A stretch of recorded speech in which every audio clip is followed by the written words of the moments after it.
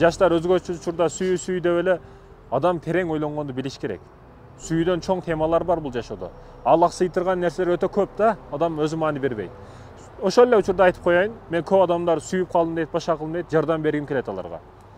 Ошол сүйгөнүңдү унутам десең, же бирөөнү жакшы көрөсүң, ал кыз темасында эмес, же кыз болсоң эркек темасында эмес, айырмасы жок. Бирөөнү жакшы көрүп калдың айтор. Аны унута албай атасың. Кандай унутса болот деген темада биринчиси жат адам деп билишиң керек аны. Биринчиси жат бегана деп, биз баткендиктер бегана деп коебуз. Жат адамга сен карыз эмессиң. Аны сен тааныбайсың. Ал маанисиз. Күндө көрүп турасың аны. Күндө бир көчөдөн өтөсүң. Бирок ал жат болгондугу үчүн сага айырмасы жок. Ал эмне кылат, өлүп калабы, тирилип кетеби, бир чокуга чыгып кетеби, машина алабы, айырмасы жок. Же сулуубу, же сулуу эмеспи, анын мааниси жок. Неге? Себеби ал жат адам. Сен ага должен эмессиң. Ал сага бирдекени бермей эмес да. Ошондой экен биринчиден ошол адамды сен жат деп билишиң керек. Болду, ал сага жат. Эми сатып кеттиби, сен таштап кеттиби, болду эми икисти чызып, тормузду дагы тебиш керек, ручной дагы тартыш керек, ал менен мамиле үзүш керек, ал жат адам деп билиш керек.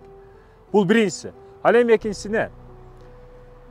Экинчиси не деген темада далилдейм дебе.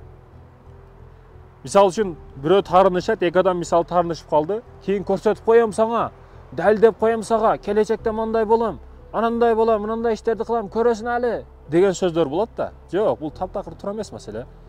Сен бирөөгө далилдейм дебе, көрсөтүп коем дебе. Себеби көрсөтүп коем, далилдейм деген учуруңда ал адамды ойлойсуң да. Ойлоп кайгыга батасың да. Кайгыра бересиң, сыгыла бересиң. Ал өзүңдү өзүң жеш деп аталат. Ошондуктан эч ким эч нерсени далилдештин кереги жок. Бирөөгө бир нерсени көрсөтүп коюшуң да кереги жок. Сен акырын ишиңди кыла бер. Күйө турган күйүп кете берет күл болуп. Сенин бактыңа сүйүнө турган сүйүнө берет өзү эле. Ага бирөөгө көрсөтүп коем, бакырыш, кыйкырыштардын кереги жок. Өзү кыйкырган адам узакка барбайт. Ошондой экен көрсөтүп коем дебе. Ал эми үчүнчүсү не деген маселеде? Үчүнчүсү эң маанилүү адам сенсиң. Сенден башка эч ким жок.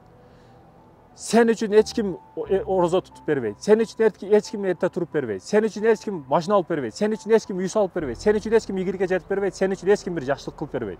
Сен үчүн эч ким бейишке кирип бербейт. Ошондой экен бул дүйнөдө өзүң экенсиң. Өзүңдүн жашооң, өзүңдүн сынооң, өзүңдүн китебиң, өзүң жазышың керек, печатты өзүң басышың керек. Акыретте бардыгына себеби алар эмес, сен өзүң жооп бересиң. Ата энен бир тууган дейсиң, жакындарың дейсиң, досторуң дейсиң, алар көрбөгөн иштерди канчасын кылып койдуң сен?